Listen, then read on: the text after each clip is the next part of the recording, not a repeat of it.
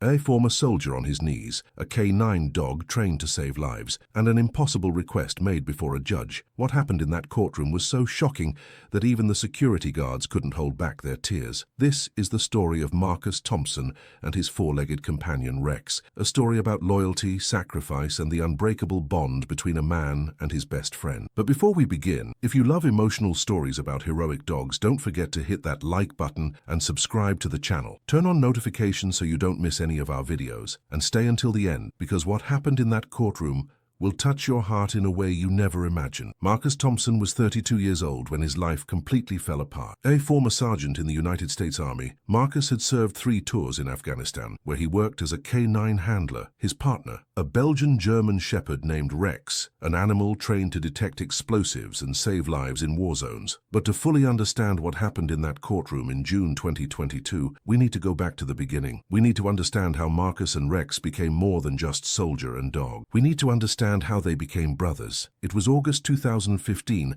when Marcus was assigned to the K9 unit at Fort Campbell military base in Kentucky. He was only 25 years old, but was already on his 2nd tour in the Middle East. The experience had hardened him, transformed him from an idealistic young man into a pragmatic soldier who understood the brutal realities of modern warfare. But something was still missing. Marcus felt that his contribution could be greater, that he could do more to protect his brothers in arms. That's when he heard about the K9 program, dogs trained to detect improvised explosive devices, the deadliest weapons that American forces faced. These animals saved dozens, sometimes hundreds of lives. Marcus applied immediately. The selection process was brutal. Only 1 in every 15 candidates was accepted. It required nerves of steel, infinite patience, the ability to create deep bonds, and above all, willingness to put an animal's life before your own. Marcus passed, and in September 2015, he met Rex for the first time. Rex was 2 years old when he was assigned to Marcus. He had been raised and trained at a specialized facility in Texas, where K9 dogs went through years of rigorous conditioning. Rex wasn't just intelligent, he was exceptional. His instructors said they had never seen a dog with that level of focus and determination. He could detect microscopic traces of explosives in impossible conditions. Scorching desert heat, no problem. Chaotic urban environment with thousands of competing smells. Rex filtered everything and found exactly what he was looking for. But technical ability was only half the equation. What made Rex truly special was his personality. Unlike some K9 dogs that were purely work-oriented, Rex had an incredible capacity for emotional connection. He read people. He understood nuances of body language and tone of voice that most humans missed. When Marcus was nervous, Rex would press his head against his leg. When Marcus was focused on a mission, Rex became an extension of his will. The first months were intensive training. Marcus and Rex spent 18 hours a day together. They learned each other's signals, developed a silent language made of minimal gestures and intuitive understanding. Marcus learned that when Rex's ears moved a certain way, he had detected something. When his tail became rigid at a certain angle, danger was near. And Rex learned that when Marcus touched his shoulder in a specific way, it was time to fall back. When Marcus whistled softly, it meant there were civilians nearby, and Rex needed to be especially careful. In February 2016,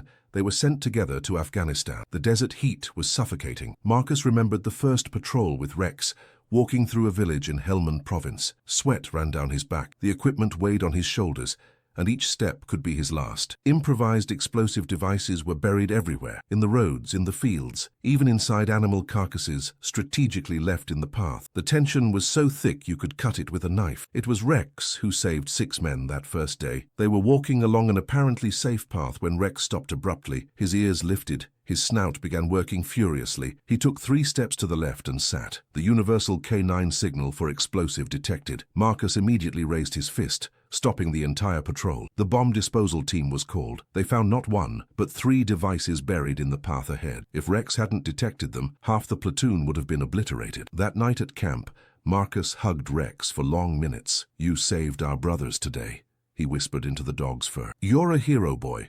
A true hero." But the missions kept getting more dangerous. In April 2016, they were sent to the Kandahar region, where the insurgency was particularly active. Marcus and Rex were part of search and clear operations, entering abandoned buildings to look for weapons caches and booby traps. It was psychologically exhausting work. Each door could hide death. Each room could be your last. It was during one of these operations that Marcus truly understood what Rex meant to him. They were searching an abandoned residential complex when Rex began acting strangely. He wasn't giving his normal detection signal, but something was clearly wrong. He refused to enter a specific room. Even when Marcus tried to guide him, Rex planted his paws on the ground and looked at Marcus with those intense brown eyes, as if saying, "No, we're not going in there." Marcus trusted Rex's instinct. He ordered everyone to fall back. The bomb disposal team sent in a robot to investigate. What they found left them cold. The entire room was a sophisticated trap, a motion sensor connected to 40 kilograms of explosives. If Marcus had taken one more step, the entire team would have died instantly. Rex had saved Marcus's life, and he did it not through his training, but through something deeper, a protective instinct, an understanding that his human was in danger, even when all technical indicators said it was safe. That night, Marcus couldn't sleep. He stayed awake in the small tent he shared with Rex, watching the dog sleep. Rex's paws twitched occasionally as he dreamed. Marcus wondered what he dreamed about. Open fields, running, or bombs and danger, just like Marcus dreamed. He ran his hand through Rex's fur gently. "I owe you my life," he whispered, "and I promise I'll protect you too, no matter what. You and me, partner, until the end." The months turned into years. Marcus and Rex completed their tour in 2016, and then volunteered for another in 2017, and then another in 2018. They became legendary within the K9 community. Other handlers sought out Marcus for advice. Commanders specifically requested their team for critical missions. They had a success rate of almost 100%. In 3.5 years of active service, Rex detected over 200 explosive devices, 200 bombs that never had the chance to kill American soldiers or innocent civilians. But war takes its toll, not just in physical injuries, but in invisible damage to the mind and spirit. Marcus began having nightmares in 2017. He saw faces of people he couldn't save. He heard explosions that weren't real. He woke up in panic, covered in sweat, convinced he was back in Kandahar. And on all those nights, Rex was there. Even before Marcus screamed or moved, Rex was already awake, pressing his warm body against Marcus's, licking his hand until he returned to reality. Military therapists diagnosed post-traumatic stress disorder, PTSD, a condition that affected thousands of veterans, especially those who had served in active combat zones. Marcus tried all available therapies, medications, talk therapy sessions, meditation techniques. Some things helped, others didn't, but the one constant, the one treatment that always worked, was Rex. There was something about the dog's presence that calmed Marcus's demons. Maybe it was Rex's steady breathing. Maybe it was the physical weight of his body. Or maybe it was simply knowing that there was one being in this world who loved him unconditionally, who never judged, who was always there. In October 2018, Marcus and Rex did their last mission together in Afghanistan. It was a routine operation, checking a rural village for possible insurgent hideouts. They had done missions like this hundreds of times, but something was different that day. Marcus felt it in his bones. The air was too heavy, too quiet, and Rex was restless in a way Marcus rarely saw. They were in the middle of the village when it all happened. Gunfire erupted from multiple directions, an ambush. The platoon scattered, looking for cover. Marcus threw himself behind a concrete wall, Rex at his side. Bullets ricocheted around them. Screams filled the air, chaos. And then Marcus saw something that made his blood freeze. An insurgent was running toward a group of wounded American soldiers, a bulky backpack on his back. Suicide bomber. If he reached the soldiers, a dozen men would die. Marcus didn't think. He just acted. He raised his weapon and fired. The insurgent fell, but not before activating the detonator. The explosion was deafening. Marcus was thrown backward by the force of the impact. His ears rang, his vision blurred. He tried to move, but his legs wouldn't respond. The last thing he saw before passing out was Rex. The dog was standing over him, barking furiously, keeping other insurgents away while the medical team arrived. Rex refused to leave Marcus, even under active fire. He protected his human with his own life. Marcus woke up 3 days later in a military hospital in Germany. His legs were broken in several places, 3 fractured ribs, perforated eardrum, severe concussion, but he was alive. The doctors said he'd be lucky if he walked normally again. The first question Marcus asked was, "Where's Rex?" Rex was fine. He had also been injured, some cuts and bruises from the explosion, but nothing serious. He was being kept at a veterinary facility on the base, waiting for Marcus. The nurses said Rex refused to eat properly. He just lay at the door of his kennel, looking down the corridor, waiting for his human to come get him. It took 2 weeks before Marcus could visit Rex. He was in a wheelchair, all plastered and bandaged. But when they brought Rex to the recovery room and the dog saw Marcus, something magical happened. Rex didn't jump on him like he normally would. He approached slowly, Carefully, as if he understood that Marcus was injured, he placed his head in Marcus's lap and stayed completely still, just looking up with those eyes that said, "You're okay, I was so worried." Marcus cried. For the first time since the explosion, he cried. He hugged Rex and let the tears fall, all the pent-up emotions finally finding an outlet. Fear, relief, gratitude, love. "You saved me," Marcus whispered, again, like always. The doctors said Marcus would need at least a year of rehabilitation. His active combat military career was over. At 29 years old, he was being medically discharged with honors. And Rex was also retiring. At 7 years old, he had served longer than most canine dogs. He had done his part, more than his part. But the big question remained, what would happen next? In the military system, retired canine dogs can be adopted by their handlers, but the process is complicated. There's paperwork, evaluations, waiting periods. Sometimes the dogs are reassigned to other handlers or even to civilian law enforcement agencies. The idea of losing Rex was unbearable to Marcus. He immediately began filling out the adoption forms, even from his hospital bed. The process took 8 months. 8 months of uncertainty, of frustrating bureaucracy, of calling military offices and begging for updates. Meanwhile, Rex remained in a kennel at Fort Campbell Base waiting. Marcus visited whenever he could, driving 3 hours from his temporary home in Nashville just to spend 30 minutes with Rex. Each visit broke his heart. Rex was visibly aging. His fur was losing its shine. He moved more slowly, and his eyes, those intelligent, expressive eyes, had a sadness that Marcus had never seen before. It was as if Rex had given up trying to understand why he had been separated from his human. Finally, in December 2019, the paperwork was approved. Rex was officially Marcus's. The day he went to pick up Rex from the kennel was one of the happiest of his life. When the worker brought Rex out for the last time, the dog wasn't just excited, he was transformed. The sparkle returned to his eyes. His tail wagged so hard that his whole body moved. He practically dragged the worker to Marcus. "Let's go home, boy," Marcus said, kneeling to hug Rex. "Finally, let's go home." Marcus had rented a small house in Springfield, Virginia, near Washington, D.C. It wasn't big. Just 2 bedrooms, a modest fenced yard, a cozy living room, but it was theirs. For the first time since they met, Marcus and Rex could simply exist. No missions, no bombs, no war. The first months were an adjustment. Marcus was dealing with chronic pain from his injuries. Physical therapy was exhausting. He had gotten a job at a military equipment store, but many days were difficult. The memories of war didn't just disappear because he was home. If anything, they were more intense. In Afghanistan, he was always busy, always focused on the next mission. At home, there was too much time to think, too much time to remember. Rex seemed to understand. He never left Marcus alone for too long. If Marcus was in the shower for more than 15 minutes, Rex scratched at the door. If Marcus sat in silence for too long, Rex brought a toy, trying to pull him out of his head. And on bad nights, on the nights when the nightmares came, Rex was always there, his physical presence anchoring Marcus back to reality. Marcus officially registered Rex as an emotional service animal. He had all the necessary documentation, therapist attestations, training certificates. Rex wasn't just a pet.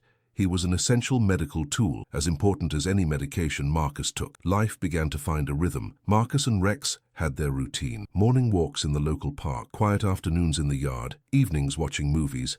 Rex sprawled on the couch next to Marcus. They were simple moments, but precious. Moments of peace that both had earned through blood, sweat, and tears in distant lands. Marcus even began attending group therapy with other veterans. He discovered that talking about his experiences helped, and Rex always accompanied him to those sessions. Other veterans loved Rex. They took turns petting him, sharing their own stories about canine dogs they had known or worked with. It was at one of these sessions that Marcus met another veteran named Thomas, who had also been a K9 handler. Thomas shared a story about how his dog, Max, had been euthanized after biting someone in an incident on base. The dog was retired, living with Thomas, when an intruder broke into his home. Max defended his family and was punished. "The system doesn't protect our dogs," Thomas said bitterly. "They give everything for us, and when they need protection, we fail them." Marcus heard that story and felt a tightness in his chest. He looked at Rex, sleeping peacefully at his feet, and thought, "That will never happen to you. I'll protect you no matter what." But fate, as Marcus would soon discover, has a cruel way of testing our promises. Marcus's neighbor, Derek Patterson, was a problem from day one. Derek was 38 years old and lived in the house next door with his on-and-off girlfriend. There were constant complaints about him in the neighborhood. Loud parties that went until dawn, loud music, screaming arguments that the entire neighborhood could hear. Marcus tried to ignore it. He had his own problems to deal with. The last thing he wanted was conflict with a neighbor, but Derek seemed to have something personal against Marcus. Maybe it was because Marcus complained once about the noise. Maybe it was because Derek was that type of person who needs an enemy. Or maybe he simply didn't like veterans. Marcus had encountered a few of those over the years, people who had complicated political views about the military. It all started with passive comments. Derek made jokes about Boy Scouts. When he saw Marcus, he deliberately threw trash into Marcus's yard. Once, he even turned on his music loud at 3 in the morning, pointed directly at Marcus's bedroom, as if he knew exactly how that would affect someone with PTSD. Marcus didn't retaliate. He had learned discipline in the armed forces. He knew Derek was looking for a reaction, so Marcus just ignored it. He installed windows with sound insulation, built a higher fence between their properties, did everything he could to create distance. Rex, on the other hand, didn't like Derek. Dogs have instincts about people, and Rex clearly felt that something was wrong with the neighbor. Whenever Derek was around, Rex became tense,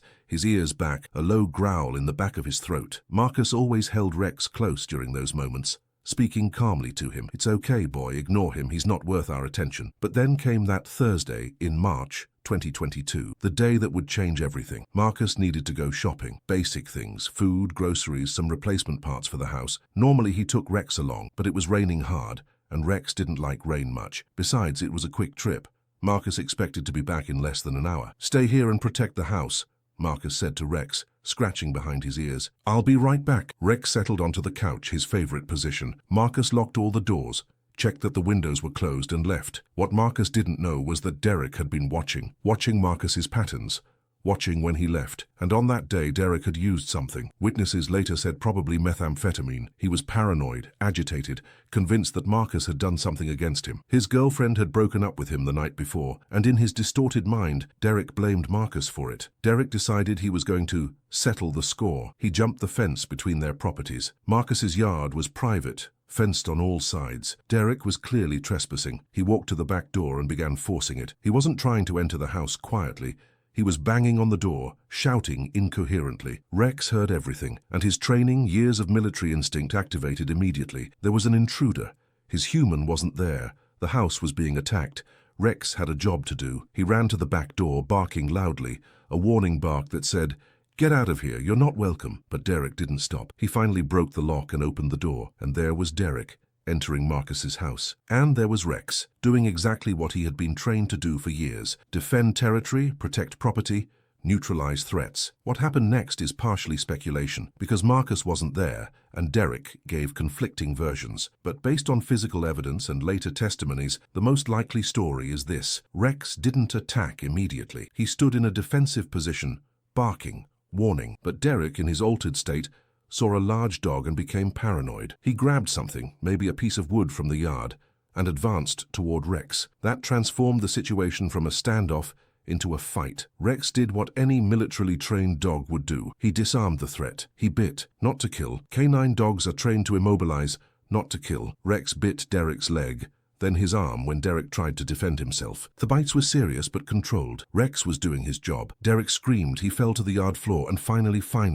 he had a moment of clarity through the drugs and realized he had made a terrible mistake. He began to retreat, bleeding, screaming for help. A neighbor named Mrs. Patterson, no relation to Derek, just the same last name, heard the screams. She looked out the window and saw Derek bleeding in the yard, Rex standing at the door, still in a defensive position. She immediately called emergency services. The police arrived in 6 minutes. Paramedics in 8. They found Derek in the back of Marcus's property with obvious dog bite injuries. And they found Rex, who had returned inside the house and was sitting in the living room, waiting for Marcus to come back. The officers checked the scene, the broken lock, the fence Derek had jumped. It was obvious what had happened, but protocol was clear. Any dog involved in an attack on a human must be immediately seized pending full investigation. Marcus arrived home 30 minutes later. He saw the police lights, felt panic rising. He ran inside and found 2 officers and an animal control worker. "Sir, are you the owner of the dog?" an officer asked. "Yes, he's mine," Marcus responded, looking around frantically for Rex. "What happened? Where's Rex?" "Your dog attacked a man," the officer explained. "We're going to need to take him to the municipal kennel while we investigate." "Attacked?" Marcus felt his world collapsing. "Rex doesn't attack anyone. He's trained. He's a military veteran." "What happened?" They explained, or at least they explained Derek's version, that he was just passing through the yard when Rex viciously attacked him without provocation, that he was lucky to be alive. Marcus immediately realized it was a lie. Derek had trespassed. The lock was broken. There was physical evidence everywhere. But the officers said that would be resolved in the investigation. For now, Rex needed to go. Please, Marcus begged. He's a service animal. I need him. He didn't do anything wrong. He was protecting our home from an intruder. I understand, sir, the officer said, and there was genuine sympathy in his voice. But the law is clear. We have no choice. They brought Rex out. The dog was confused, looking at Marcus as if asking, "What did I do wrong? I was protecting our home. Wasn't that what I was supposed to do?" Marcus tried to approach, but the animal control worker stopped him. "Sir, please don't make this harder." "Rex!" Marcus shouted when they put Rex in the van. "Rex, it's okay. I'll come get you, I promise." Rex barked once, a bark that sounded like a plea for help, and then the van door closed, and they took Rex away. Marcus fell to his knees right there in his doorway. Neighbors had gathered, watching the scene. Some whispered among themselves. Others looked away, uncomfortable with the raw emotion on Marcus's face. Mrs. Patterson, the neighbor who had called emergency services, approached Marcus. "I saw everything," she said quietly. "Derek jumped your fence. He trespassed. I'll testify for you." Marcus looked at her, tears streaming down his face. "Thank you," was all he could say. But gratitude didn't bring Rex back that night. Marcus entered his empty house and sat on the couch where Rex always slept. The spot was still warm, still had dog hair. Marcus picked up one of Rex's toys, an old chewed rubber ball, and just held it, crying. He had promised Rex, promised he would protect him, and now Rex was alone in a cold cell, not understanding what he had done wrong. Marcus didn't sleep that night. How could he? Every time he closed his eyes, he saw Rex being taken away. He heard that final bark, that desperate plea for help. The next morning, Marcus began making calls, first to a lawyer specializing in animal law, then to his old military unit, asking for Rex's service records. He called veterans who knew Rex, asking them to write statements. He contacted K9 Command, requesting official documentation of all the missions Rex had completed. And then Derek pressed formal charges, not just against Rex but against Marcus too. He alleged that Marcus was a negligent owner, that Rex was a dangerous weapon, that Marcus kept without proper control, that Marcus, as a veteran with PTSD, was mentally unstable and shouldn't be allowed to have a large trained dog. That last part was like a knife to Marcus's heart. They were using his medical condition, something for which he had fought and bled, against him. They were painting him as a dangerous lunatic instead of what he really was, a man who served his country and was trying to rebuild his life. Marcus's lawyer, a woman named Jennifer Hayes, was direct with him. "This is going to be a difficult case," she said during the first meeting. "The law strongly favors the alleged victim in dog bite cases. Even with evidence of trespassing, the fact is that Derek was injured. And an aggressive prosecutor can argue that you should have had tighter controls on a dog with military training. But Rex was doing exactly what he was trained to do," Marcus protested. "He defended our home from an intruder." "I know," Jennifer said gently, "and we'll argue that. But you need to be prepared for the possibility that the judge won't see it that way. In cases like this, especially when there are serious injuries, the standard sentence is, well, it's euthanasia." That word fell like a bomb. Euthanasia. They could kill Rex for doing his job, for protecting his home. "No," Marcus said firmly. "That's not going to happen. I won't allow it." "Marcus," Jennifer placed her hand over his, "I'm going to fight with everything I have. But you need to understand the seriousness of the situation." The days turned into weeks. Marcus visited Rex once a week at the municipal kennel, the maximum allowed. Each visit was more painful than the last. Rex was losing weight. He wasn't eating right. The kennel staff confided that Rex spent most of his time lying down, looking at the door, waiting. "Animals with strong bonds can die of grief," one of the workers told Marcus, "especially military dogs who were trained to have one primary person. They don't understand abandonment. For them, it's like their entire world disappears." "I didn't abandon him," Marcus said vehemently. "I come here every week. I'm fighting for him." "I know," the worker said, "but Rex doesn't know that. All he knows is that you're not there, and it's killing him." On the fourth visit, Marcus clearly saw that Rex was giving up. The sparkle in his eyes had disappeared. He barely reacted when Marcus entered the visiting room. He placed his head in Marcus's lap and just existed. No energy, no enthusiasm, as if he were waiting for death. "Please, boy," Marcus whispered, burying his face in Rex's fur. "Please, hang in there. I'm going to get you out of here, I promise. Just hang in there a little longer." But Marcus was beginning to lose hope. The hearing was still weeks away. Derek had hired a lawyer who was building an impressive case, bringing in experts who would testify that Rex was dangerous, bringing neighbors who claimed to have seen aggressive behavior before. All lies, Marcus knew, but convincing lies. The local media had picked up the story.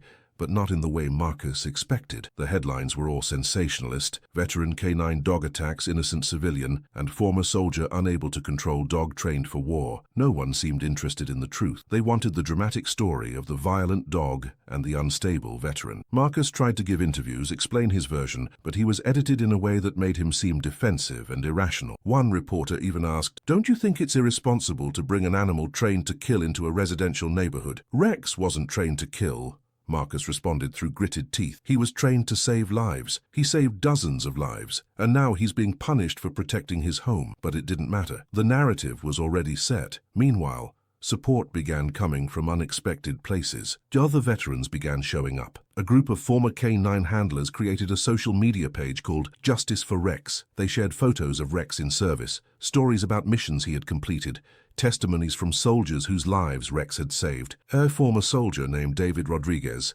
wrote a particularly moving testimonial. "In 2017, I was on patrol in Helmand province when Rex detected an explosive device 3 meters from where I was about to step. I have a wife and 2 children at home today because Rex did his job. Now he needs us. We can't fail it." The story went viral in military communities. Veterans from across the country began writing letters to the court, to the prosecutor, to anyone who would listen. They organized peaceful protests outside the county courthouse. Some even traveled to Springfield, camping on the outskirts of town just to be there when the trial happened. Marcus was impressed and grateful. He never imagined Rex would touch so many people. But he also knew that popular sentiment didn't always influence judicial decisions. The judge would follow the law, not public opinion. And then came a twist. One of the neighbors, a man named Tom Henderson, came to Marcus with a revelation. Tom had security cameras, and one of them captured part of Marcus's yard, including the fence Derek had jumped. "I didn't even think about it until yesterday," Tom explained. "But I was reviewing the recordings for unrelated reasons and saw something. Derek, on the day of the incident, he was outside your fence for almost 15 minutes before jumping over. He was provoking Rex through the slats, poking with a stick, shouting things." Marcus felt hope rising in his chest. "You have that recorded?" "I do," Tom confirmed, "and I'll testify. Derek wasn't an innocent who was attacked. He deliberately provoked Rex and then trespassed on your property." Jennifer, the lawyer, was euphoric when she heard. "This changes everything," she said. "Premeditation, provocation, trespassing. We have a real case now." But Derek's lawyer was smart. He began questioning the admissibility of the recording, claimed it violated privacy laws, argued that even if Derek had provoked Rex, it didn't change the fact that the dog had caused serious injuries. "A dog should be trained not to react to provocation," Derek's lawyer argued in pre-trial motions, "especially an animal with military training. The fact that Rex reacted shows that he's not adequately controlled and represents an ongoing danger." It was a clever argument, twisted but clever. The hearing date was set for June 15, 2022. Marcus could barely eat or sleep in the days leading up to it. He rehearsed his testimony repeatedly. He reviewed all the documents, all the certificates, all the photos of Rex in service. The night before the hearing, Marcus went to the kennel for his final weekly visit. Rex was worse than ever. He could barely lift his head. His eyes were empty. "Tomorrow," Marcus whispered, kneeling next to Rex. "Tomorrow, we decide everything. And I'm going to do everything, anything to bring you back home, you hear me? Anything." Rex licked Marcus's hand weakly. It was almost as if he was saying goodbye. Marcus didn't sleep that night. He stayed awake, looking at photos of Rex. Rex as a puppy in training. Rex on his first mission. Rex receiving a military commendation. Rex sleeping on the couch after a long day. Rex with his favorite ball, tail wagging, tongue out, the epitome of canine happiness. "Please," Marcus prayed, even though he wasn't particularly religious. "Please, whoever's listening, let me save my best friend. He deserves it. He deserves so much more than this." The morning arrived cold and grey. Marcus dressed carefully. His full military uniform, all his medals and commendations. Jennifer had recommended this. "Let the judge see who you really are," she said. "A hero, not the caricature the other side is painting." The courtroom was packed when Marcus arrived.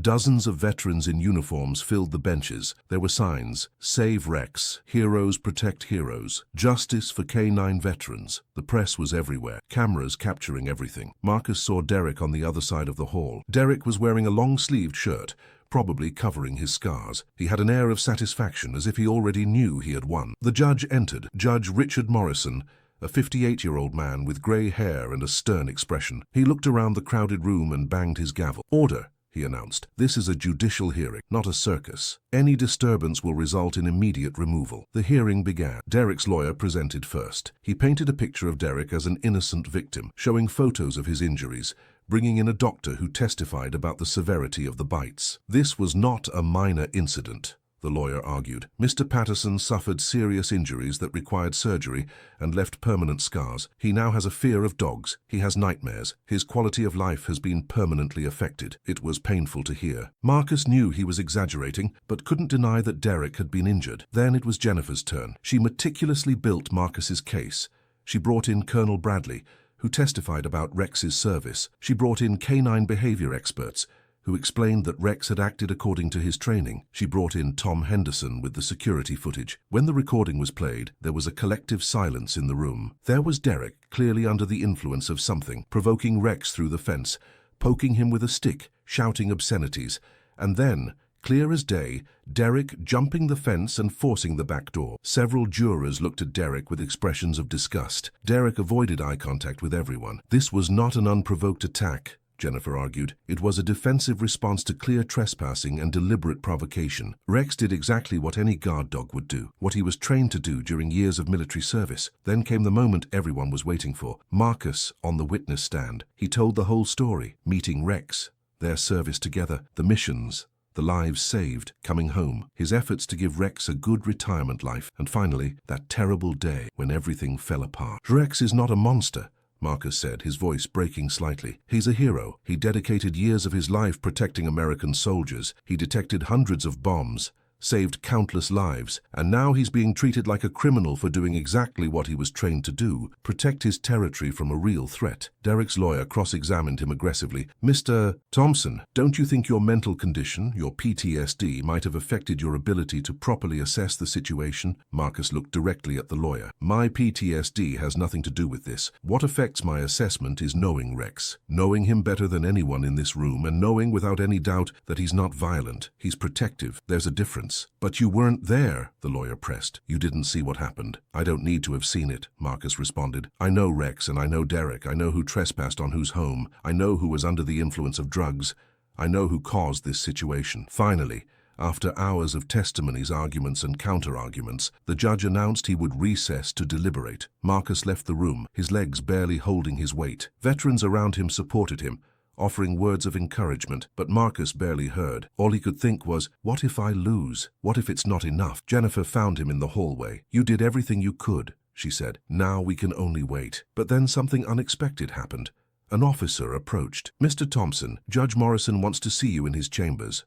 Alone. Marcus looked at Jennifer, confused. Is this normal? No, she admitted, but go see what he wants. Marcus followed the officer to the judge's chambers. His heart was beating so hard he could hear it in his ears. What could this mean? Judge Morrison was sitting behind his desk when Marcus entered. He gestured to a chair. Sit down, Marcus. The use of his first name caught Marcus by surprise. He sat down, tense. I've read everything about you and Rex, the judge began. Your service, the missions, the certificates, it's an impressive record. Thank you, sir, Marcus said cautiously. The judge leaned back in his chair, a distant look in his eyes. My son served in Iraq, bomb disposal specialist. In 2011, a device he was disarming exploded. He was 24 years old. Marcus felt all the air leave his lungs. Sir, I'm so sorry. He had a canine dog, the judge continued, a German shepherd named Duke. They were inseparable, just like you and Rex. When my son died, Duke was reassigned. I tried to adopt him, but at the time the rules were different, more rigid. They said Duke needed to keep working. 6 months later, Duke was killed in action. The silence hung heavily between them. I think about that sometimes, the judge said quietly. If Duke had been allowed to retire, live his final years in peace,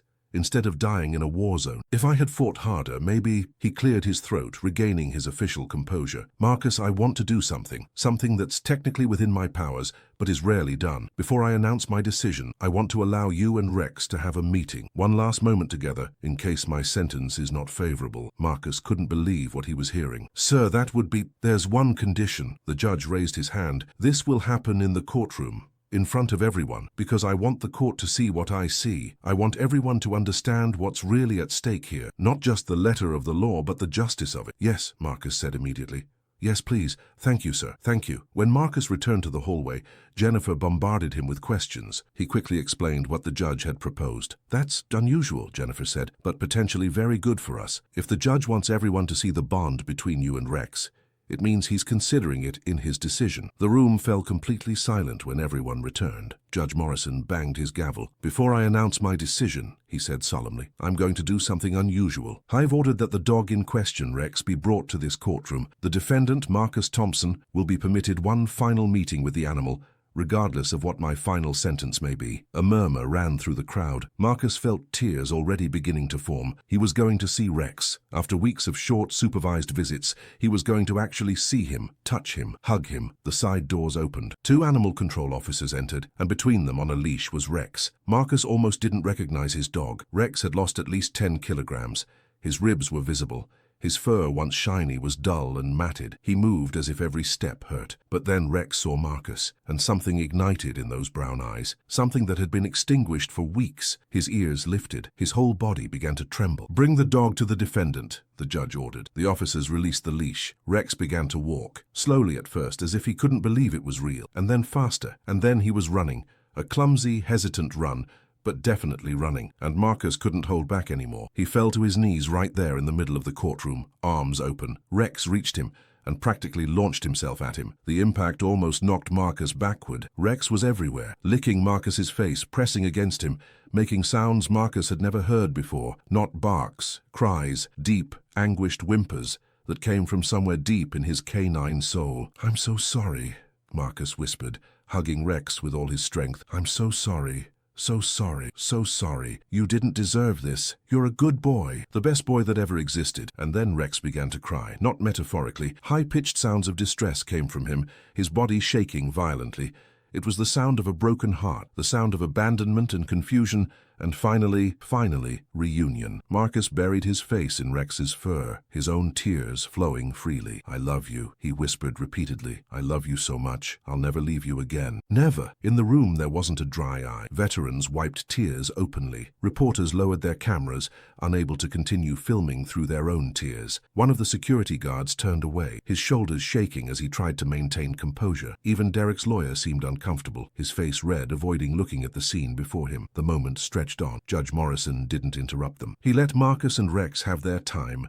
2 minutes, 5 minutes, 10 minutes. The court remained in respectful silence, witnessing something that transcended law and procedure. Marcus whispered constantly to Rex, "You saved me so many times. In Afghanistan, at home, every day. You're my hero, my brother. No matter what happens in a moment, nothing changes that. You're everything to me." Rex continued pressing against Marcus, as if trying to merge with him, ensure they could never be separated again. Finally, Judge Morrison cleared his throat. His own voice was choked when he spoke. "Mr. Thompson, please stand." Marcus obeyed slowly, one hand still on Rex. The dog refused to move away, remaining pressed against Marcus's leg, trembling. The judge organized his papers. The room was so quiet that every breath was audible. "I have analyzed all the evidence presented in this case," he began. "The animal control laws of the state of Virginia are clear about dogs that cause injuries to human beings. Under normal circumstances, the evidence presented here would lead to a sentence of permanent confinement or euthanasia." Marcus's heart stopped. Rex, sensing the tension, looked up, whimpering softly. "But,"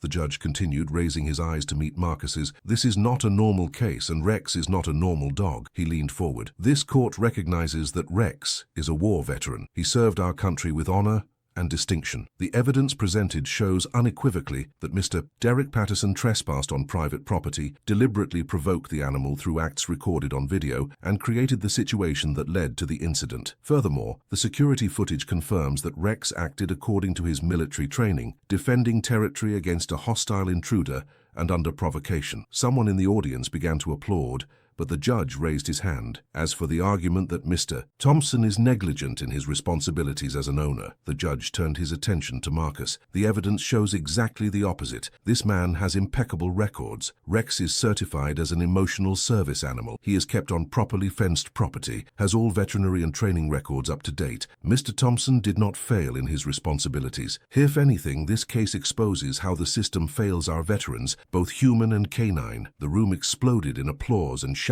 The judge banged his gavel repeatedly. "Order, or I'll clear this room." Silence returned, but the energy was electric. "Therefore," the judge announced, his voice firm and clear, "this court determines that Rex does not represent a public danger and must be immediately returned to the full custody of Marcus Thompson. All charges against the defendant are dismissed with prejudice. Mr. Derek Patterson will be held responsible for the court costs of this action and is permanently prohibited from any future contact with Mr. Thompson or Rex. Additionally, I will submit a formal recommendation for criminal charges against Mr. Patterson for trespassing, animal cruelty through deliberate provocation, and presenting false testimony. This time, the applause couldn't be contained. The entire room exploded. Veterans stood up shouting. People hugged strangers. Someone began singing the national anthem. Marcus fell to his knees again, this time from pure relief. Rex licked his face frantically, tail wagging so hard that his entire rear end swayed. "We did it," Marcus whispered to Rex. "We did it, boy. You're coming home." But Judge Morrison wasn't finished yet. He banged his gavel again, asking for silence. "There's one more thing," he said, and everyone quieted down to listen. "This case has exposed serious systemic failures in how we treat our military veterans, both human and canine. Canine dogs that served in combat zones face the same traumas as human soldiers. They deserve the same protections and respect. I will be submitting a formal recommendation to the state legislature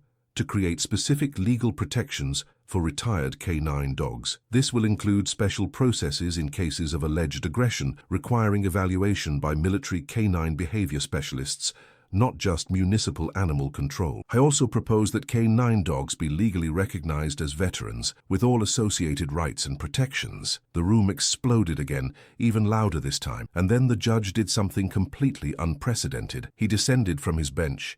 He walked over to Marcus, who was still kneeling with Rex. "Thank you for your service," the judge said, extending his hand. "Both to you and to Rex." Marcus shook his hand, tears streaming down his face, unable to speak. The judge then knelt down and petted Rex's head. The dog looked at him with those intelligent eyes, as if understanding that this human had just saved him. "You're a good boy," the judge whispered. "Rest now, soldier, your war is over. You can finally go home." Rex licked the judge's hand once, then turned his attention completely back to Marcus, as if saying, "I don't care about anything else. I just need you." Marcus and Rex left the courthouse under a storm of camera flashes and deafening applause. Veterans formed two lines on the courthouse steps, creating a corridor of honor, all saluting as Marcus and Rex descended. An elderly woman Marcus had never seen before approached. She placed an envelope in Marcus's hands. "For the vet bills," she said simply. "God bless you both." Marcus looked inside. There was $1,000 in cash. "I can't accept this," he began, but the woman was already walking away. "For Rex," she called back. "He deserves it." Reporters shouted questions. TV cameras captured every moment, but Marcus ignored all of it. He just wanted to take Rex home. When they reached Marcus's car, Rex hesitated for a moment at the passenger door, as if afraid this was another trick, another separation. "It's okay," Marcus said gently. "We're going home, to our home, together." Rex jumped in, and Marcus closed the door before running to the driver's side. When he started the engine, Rex laid his head in Marcus's lap, finally relaxing for the first time in months. The drive home took 20 minutes, but it felt like an eternity. Marcus drove with one hand, the other resting on Rex's flank, needing that constant physical contact to believe it was real. When they finally arrived at the house, Marcus opened the door, and Rex ran straight to the couch, his place. He climbed onto it, circled 3 times, and collapsed, exhausted. Marcus prepared Rex's favorite food, grilled chicken with rice and some carrots. Rex ate everything, for the first time showing real appetite in weeks. Afterward, Marcus bathed him gently, removing weeks of kennel dirt, talking softly to him the whole time. That night they lay together on the couch as they used to do. Marcus watched a movie he wasn't really seeing, his hand resting on Rex's flank, feeling every breath. "Never again," Marcus whispered in the darkness. "I'll never let anyone take you from me again, I promise." Rex turned his head and licked Marcus's hand, and then, for the first time since the incident, he sighed, a deep, satisfied sigh of someone who is finally home. Marcus sighed too. They had survived, together, as always. Thank you for watching this incredible story of loyalty and love between a soldier and his best friend. If you were moved, don't forget to hit that like button, share with your friends, and subscribe to the channel, turning on notifications so you don't miss any emotional stories. Tell us in the comments, do you have an animal that changed your life? We love reading your stories. Until next time.